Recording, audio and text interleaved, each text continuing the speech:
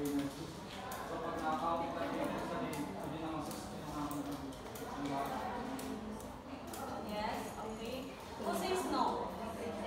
Sige, stand up. No po. Ano pa yung next? Mom, for me, no. Kay, gusto na ako niya 3 times a day. Depends man lagi ako na niyating ka pa. Healthy or... Yes. Ano depends? May ano pa nga mo ito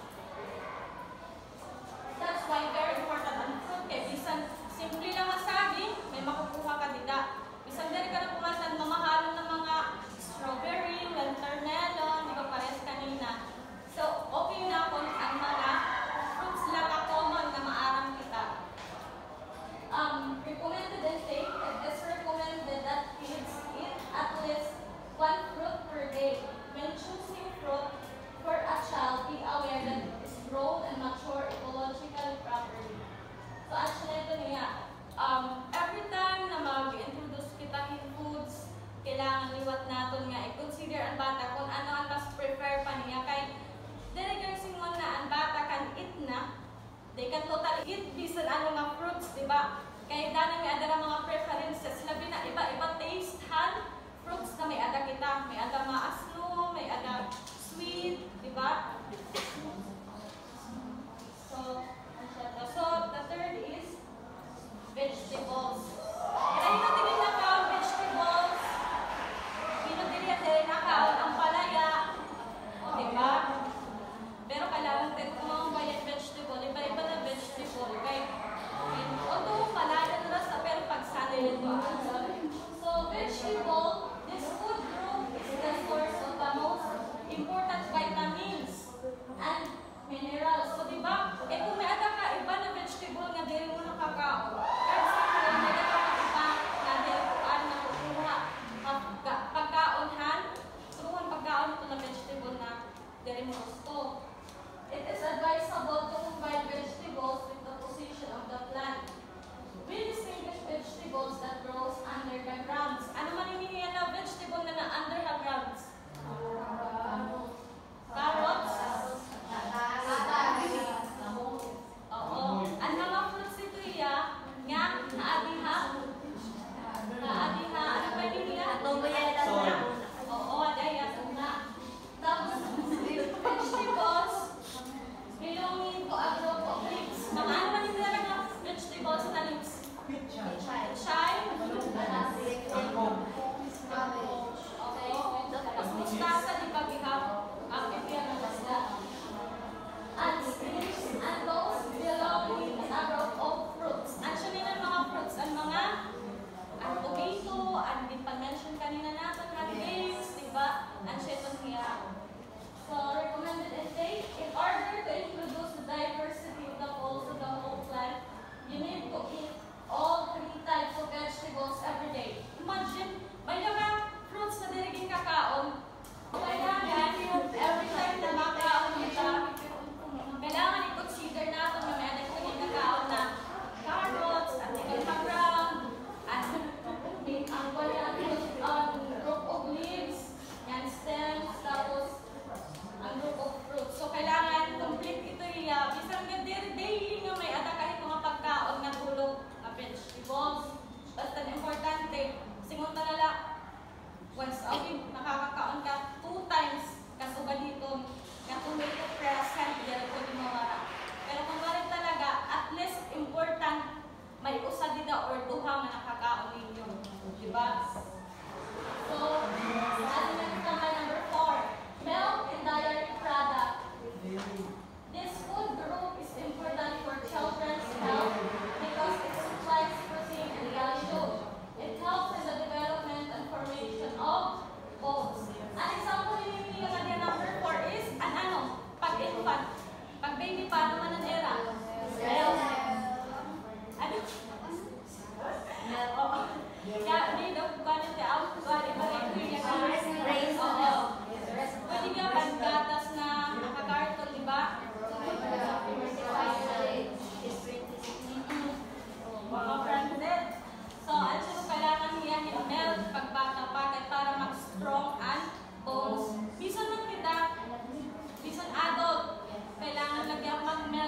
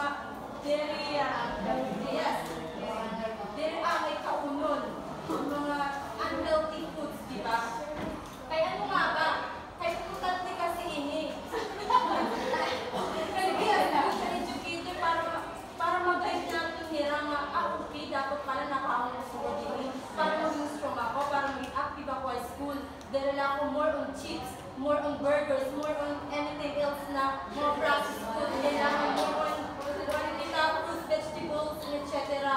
With the help of the parents, kailangan i-guide natin nila as a parent also. So, ginihimo ko ito.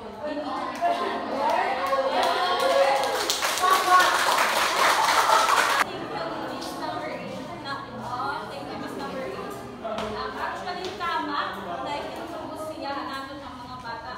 Although, hindi yung madali ipaintindi kay since children is children. Diba? Pero, the more ka din papaintindi mo, the more ka marirealize nila na, this is very important na kailangan natin inipit.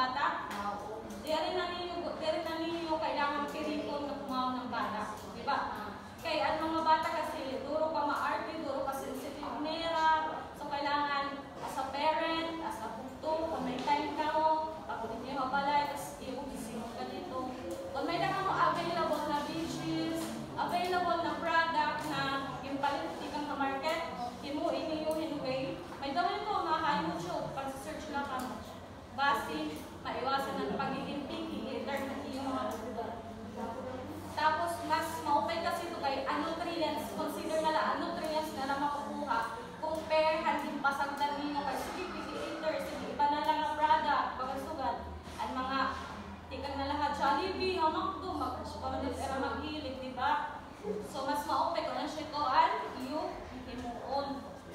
So, accompany each meal with a glass of water. Don't forget also ang water ha. Oo, water area pero importante gyud itong nga water para ha bata. Kay para na i-cleanse ito ang sulod ng lawas ng bata. Ano siya nga kailangan ang water every time na makaon. And try to stay away from sweetened beverages. Ano no sweetened beverages nga din? Coke. Juice.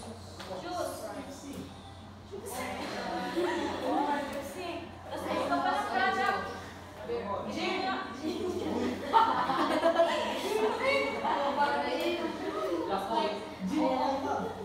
Pangkaswerte kasi maupay product, di ba? Mga product, naging papalit ako ng sugat. Pinakabunan na sugat lang calories, sugat lang sugat. Sugat lang sulod dito ng contain ng mga product. Pero diri, kaya once nagsusubra lang dito, diri niya food. Diri niya maupay para ka bata. Diba? Ang siya man ito ang main concern natin ang mga bata, ang atong bukog, at atong anak. Teacher, ano yung way the exact teacher? Instead sweet water, instead of sweet beverages, try to consider ang water. Kaya ang syala ito ang free, ang syala ang good enough para sa iyo. Ang juice, one kasi diba, nag-mention pala ako na malain ang mga processed product. If we are considering as ako kasi ginihin na juice, ang tang, pero mas maupay kung rich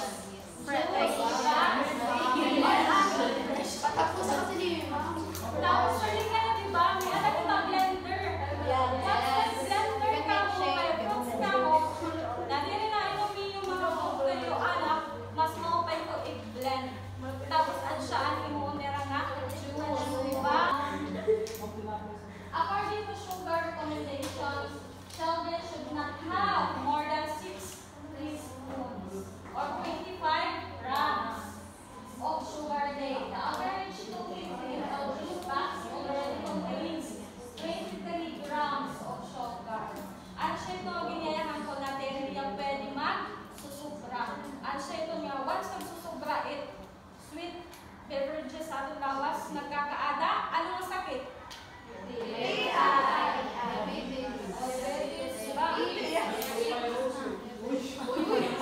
Iba naman ito. Actually, may iba na bata. Mostly common yan na bata pa nagkakada-UTI. Bata pa nagkakaada diabetes. Kahit tungod, dahil na may-maintain ito ang mga product. Diba? Ang siya ito nga, kailangan talaga kung mas maupay, i-introduce niyo water.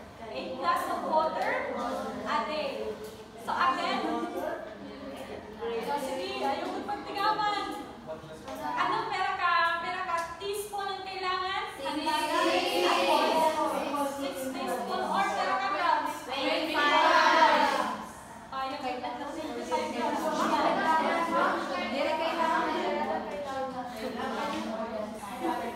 Aliya,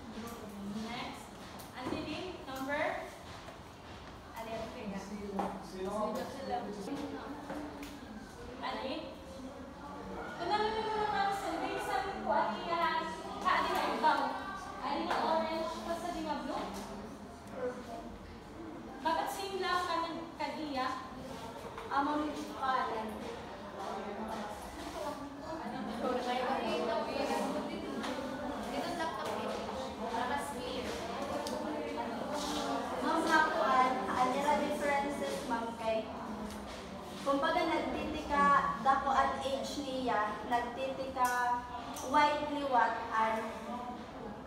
kumbaga food nga alaw iya sa kaon niya. At siya rin niya nga, tama ko.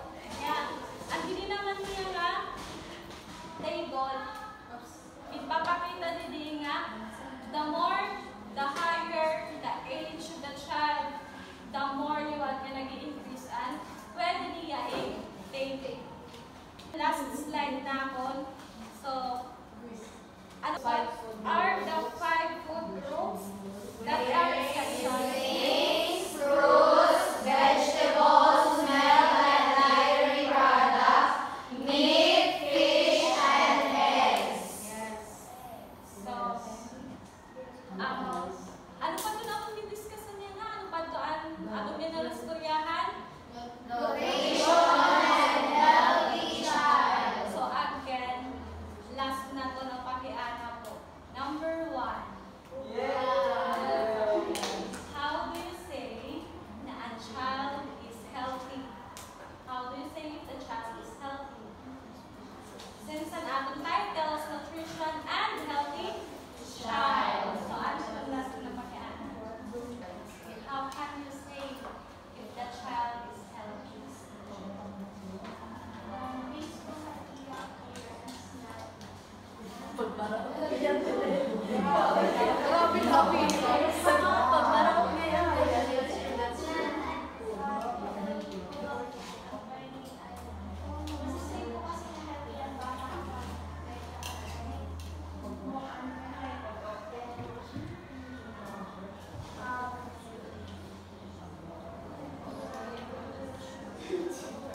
Kalau friends, sige, okay ni Marimina, may ada ka thought, kung ano ang gusto naman.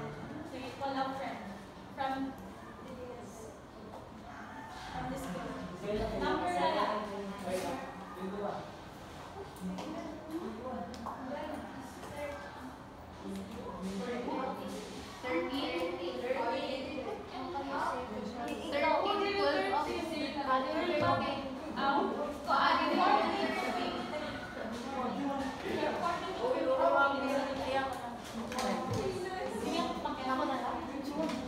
Sige, ikaw na lang. Tingnan namin. How can you say if a child is healthy? Ensure niyo kan physically makikita mo bihap nga anya behavior ang school if maluyang mo yung bata, then you will know na wala ni kumaon niya na, and especially in iya kunting iya gidagyat na yakan pero diri tanan na child sugat kay gidagyat ka iya na na skinny yan. Oo, tama ito. Di ba may ito dali mga